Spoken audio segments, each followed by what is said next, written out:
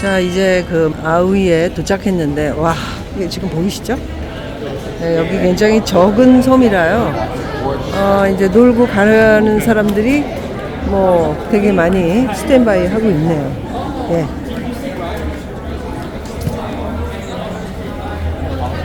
이렇게, 네.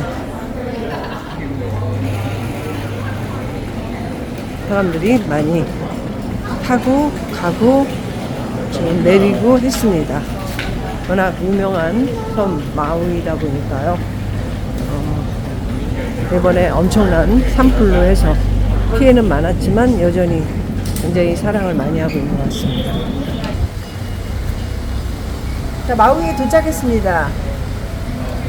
제가 살고 있는 호놀룰루, 오하이오 섬보다는 뭐죠? 이 주체가 굉장히 질서정연하게 크게 되어 있는 모습을 볼 수 있습니다.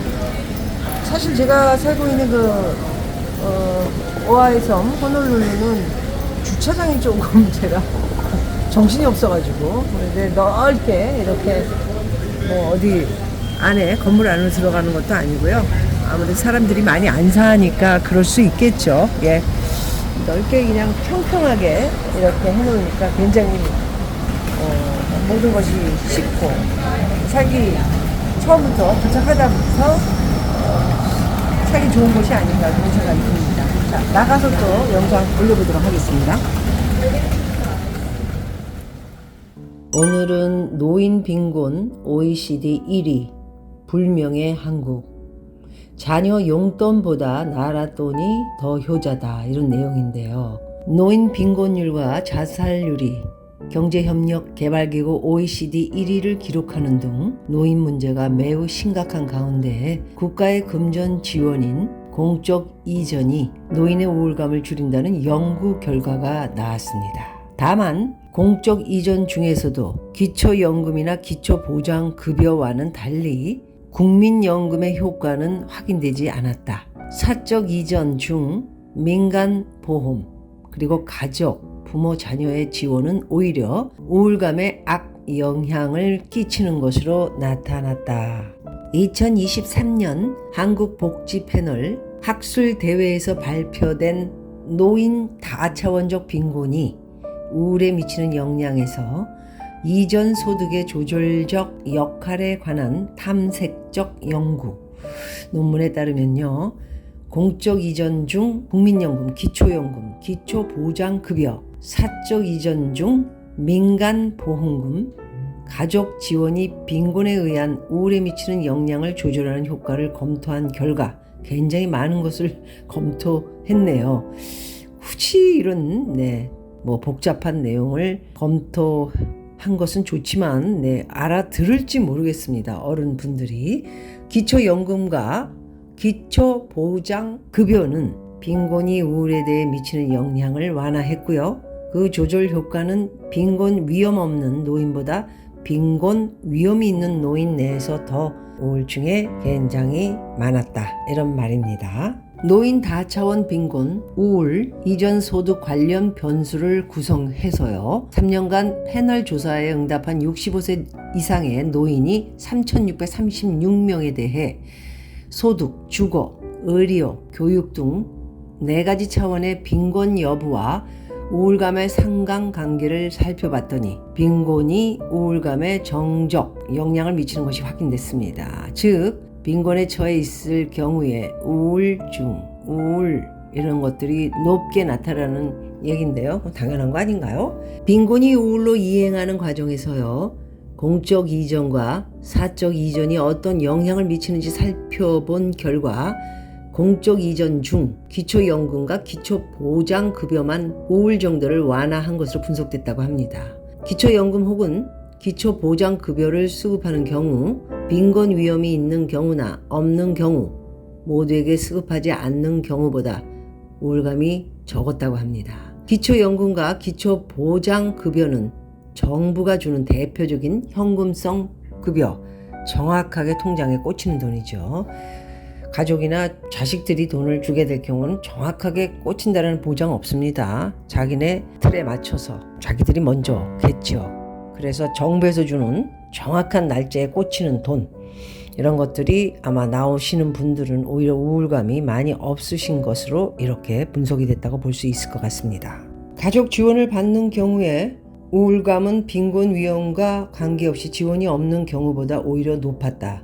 가족으로부터의 사적 이전이 경제적 스트레스로 작용하여 경제적 측면에서 생활 수준이 다소 도움이 된다 하더라도 정신적 측면에서 부정적인 영향을 받을 가능성이 있음을 암시한 분석도 나왔다고 합니다. 어떤 논문에서 노후의 경제적 불안정은요, 개인적 차원의 접근으로 해결되기 어려운 사회적 차원의 문제라며 다른 선진 복지 국가들과 비교할 때 불명예스러울 정도로 높은 한국의 극심한 노인 빈곤 감소를 위해 정책 개발과 실행에 노력해야 한다. 이런 이야기는 하루 이틀이 아닌데 우리나라 현실이 지금 대단히 노인들을 불편하게 생각하고요. 뭘 하든 간에 노인이라는 딱지를 붙여서 바라보는 이런 대한민국의 현실 안타깝기 짝이 없습니다. 오늘은 또 하나의 노후 준비 이미 늦었다. 인생 후반을 망치는 50대의 착각이란 기사 내용에 제가 잘 아는 이경훈 기자님의 내용을 보도록 하겠습니다. 우리나라 인구 1위인 50대, 올해 기준 862만 명으로 전체의 17%를 차지한다. 수적으로 모든 연령대를 압도한다. 이런 50대의 요즘 최대 고민은 지금부터 노후 대비를 시작해도 괜찮을까? 하지만 주변 얘기에 불안해하면서 이미 늦었다고 체념할 필요는 없다. 전 세계 5위 부자인 워런 버핏은 50세였을 때의 재산이 지금의 0.2%에 불과했다. 그는 현재 가진 부의 99%를 50세 생일이 지난 이후에야 모았다. 은퇴 후 30년이 꽃길일지 아니면 지옥일지는 50대를 어떻게 사느냐에 달렸다라는 어떤 사람의 이야기가 있습니다. 사랑하는 가족과 아쉬움 없는 노후를 보내기 위한 정도의 자산을 만든다면 50대에 시작해도 결코 늦지 않다. 이런 말을 했는데요. 자, 버핏은 재산 99%를 50세 이후에 축적. 벌써 세월이 흐르다 보니 50이다. 인생 주기상 50대는 소득이 정점을 찍는 시기다. 통계청 자료를 보면요, 50대의 순자산이 5억 3,473만 원으로 전 연령대 중에 가장 많습니다. 그런데 문제는 이 시기에 지출도 덩달아 늘어난다는 점인데요. 온갖 집안 대소사의 자녀 교육비, 부모님 부양, 세금, 대출 상환 등으로 들어오는 돈보다 나가는 돈이 더 많아지는 시기이기도 합니다. 수입 초과 상태가 지출 초과 상태로 바뀌는 것인데요. 당연히 퇴직 이후 월급이 끊기는 소득 피크아웃, 정점을 찍고 하락에 대한 대비도 해야 한다. 이런 이야기가 나오고 있고요. 집 한 채 있으면 괜찮지 않나? 이거 굉장히 불안한 내용이죠.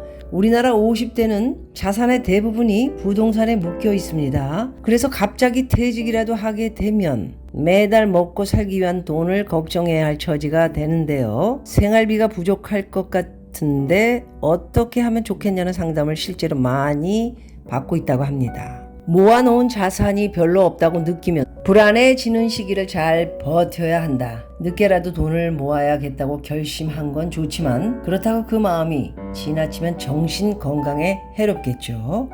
자, 50대의 돈 굴리기는 왜 다른가라는 내용 한번 보도록 하겠습니다. 50대는 돈을 잃으면 타격이 크기 때문에 원금을 지키면서 안정적인 수익을 챙겨야 합니다. 젊을 때 주식 투자를 한다면 고수익을 노리면서 과감하게 4848, 사고 팔기를 해도 괜찮겠죠. 하지만 50대엔 변동성이 큰 종목보다는 안정적인 종목에 투자해야 한다. 이건 누구나 다 아는 사실이죠.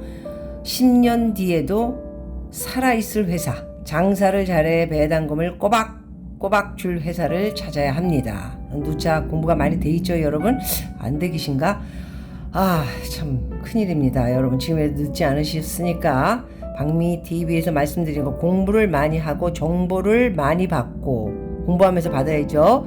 그리고 많이 아는 사람한테 내용을 공유해서 실수 없이 잘 하시기 바랍니다.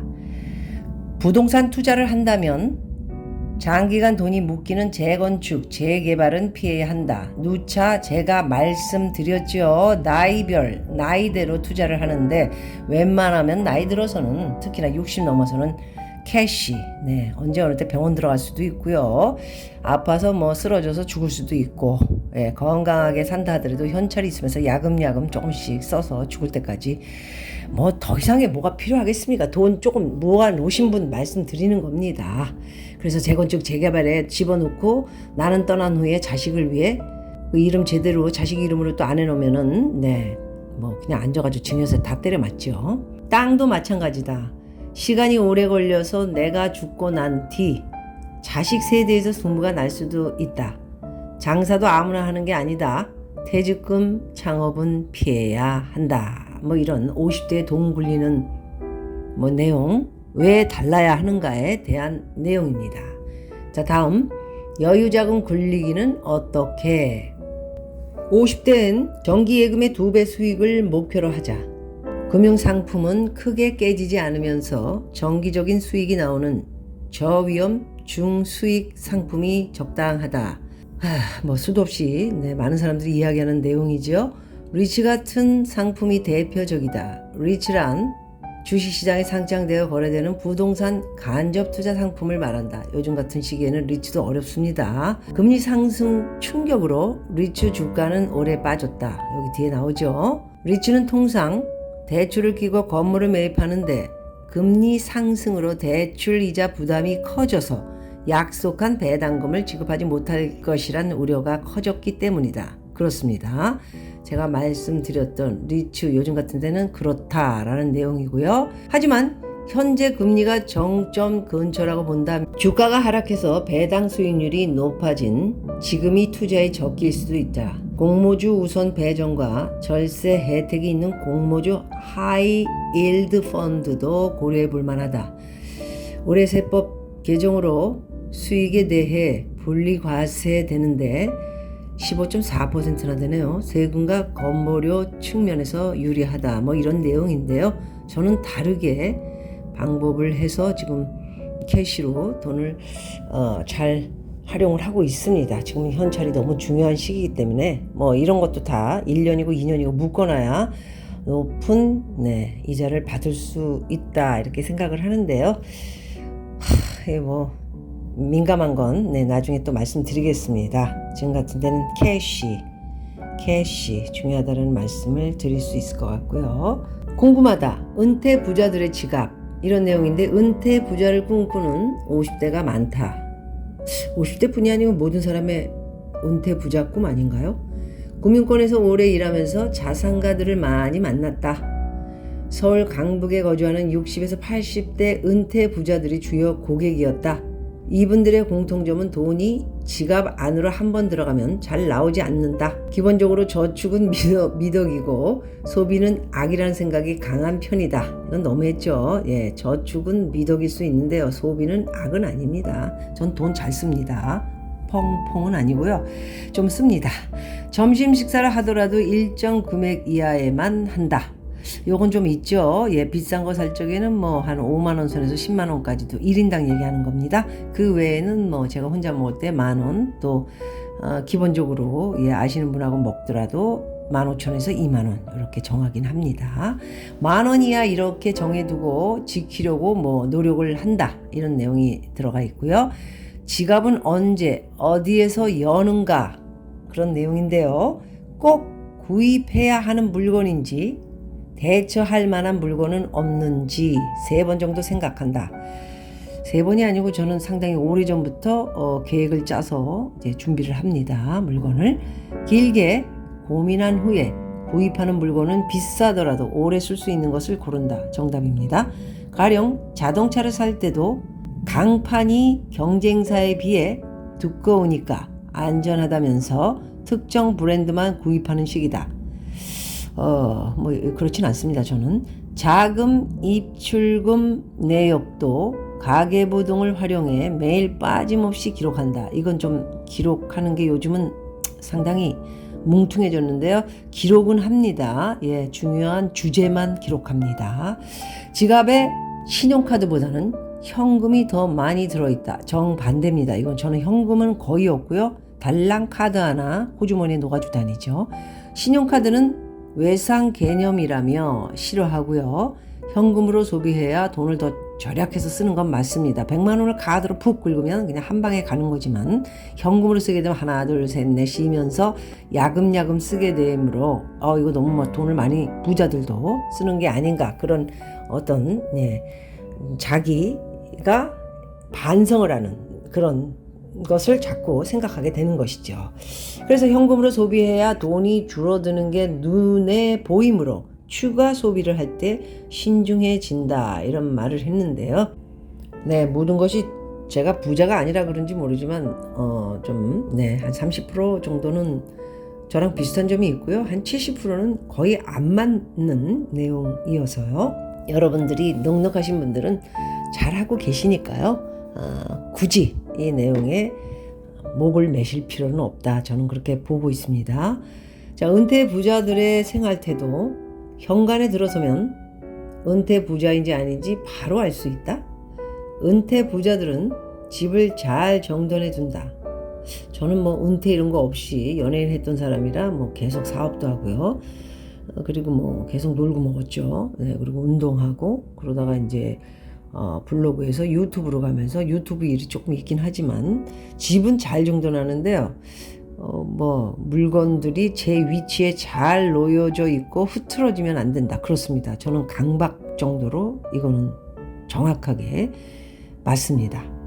정리가 잘 되어 있으면 무엇이 어디에 있는지 잘 아니까 이미 집에 있는 물건을 중복으로 살 확률도 낮다.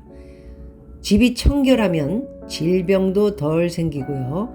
병원비도 덜 든다. 맞습니다. 재무관계가 훌륭한 집은 냉장고가 속까지 다 보일 정도로 텅 비어 있기도 하다. 이게 뭐 사다 놓지 않는다는 얘기는 아니고요. 많이 사다 놓는데 5일, 3일, 일주일 뭐 이렇게 먹을 거, 그 다음에 그날 먹을 거, 그 다음에 그 다음날까지 먹을 수 있는 싱싱한 뭐 야채 이 정도 정확하고 정직하게 맞춰서 사다 놓는 거 맞습니다. 음식을 많이 사뒀다가 버리는 낭비를 피할 수 있고 에너지 절감에도 도움이 된다. 여기까지가 끝입니다. 마지막에 은퇴 부자들의 생활태도 공감합니다. 은퇴 부자들 집을 잘 정리하고요. 물건들이 제 위치에 잘 놓여져 있는지 흐트러져 있지 않고요. 아주 강박일 정도로 아주 잘 정리되어 있습니다. 그리고 정리가 잘 되어 있으면 반복해서 뭐 실수하지 않고 물건을 안 사고 절약이죠. 집이 청결 항상 깨끗하게 잘 돼 있어서 병원 갈 일도 많지 않고 감기도 뭐 그렇게 많이 걸릴 일이 없죠. 마지막으로 재무관리 훌륭한 집은 냉장고가 속까지 다 보일 정도로 텅 비어있다. 이 말은 음식을 많이 사둬서 뭐 낭비하면서 버리고 이러지 않는다. 저는 정말 이거 도사입니다. 여러분 아시다시피 제가 미국에서도 몇 군데를 돌아다니고요. 한국에서도 뭐 제가 서울에 집이 있을 경우 그리고 제주도로 내려가고 강원도로 내려가고 막 이러기 때문에 정말 이게 낭비벽 없이 깔끔하게 가기 전에는 다 비워놓고 가는 철두철미한 절약 몸에 배 있습니다. 이렇게 이 은퇴 부자들이라고 했는데요. 부자들은 정말 꼼꼼하고요, 세심하고 하나하나가 흐트러지지 않는 그런 여러 가지 자기들의 노하우를 가지고 절약하면서 그리고 할 건 다 하면서 멋지게 살고 있다라는 내용인데요. 이런 것들은 본받을 점이 있을 수도 있으니 여러분들 오늘 읽어드린 거 다시 한번 들여다보시고요. 배울 게 있다라고 생각하신 거는 한 번 더 읽으시고 한번 도움이 되는 곳에 한번 실천을 해보시면 어떨까 생각이 됩니다. 여기는 하와이였습니다. 고맙습니다.